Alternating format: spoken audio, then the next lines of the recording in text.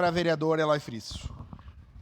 A voto. Presidente, só por conta de que estourei o tempo na outra fala, vereadora Rose, se a Vossa Senhoria me permitir, eu gostaria de lhe sugerir uma alteração nessa criação dessa frente e transformar, de fato, essa frente numa frente em defesa do ensino terceiro grau público e gratuito na nossa cidade.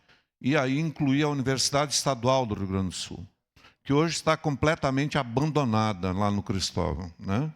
E é uma universidade que já está aí, né? Nós temos estados, como São Paulo, que as universidades estaduais são a referência no Brasil, inclusive, né?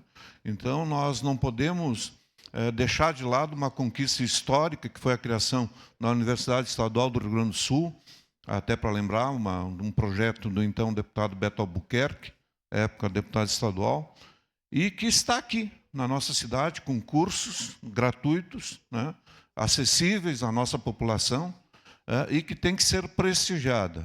Tem que ser prestigiada.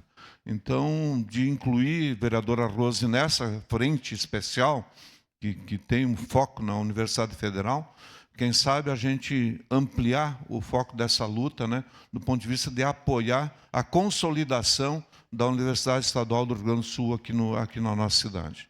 Eu acho que é uma conquista que a gente não pode deixar que fique na possibilidade, inclusive, da extensão, da extinção do campus aqui de Caxias, que chegou-se a ser comentado.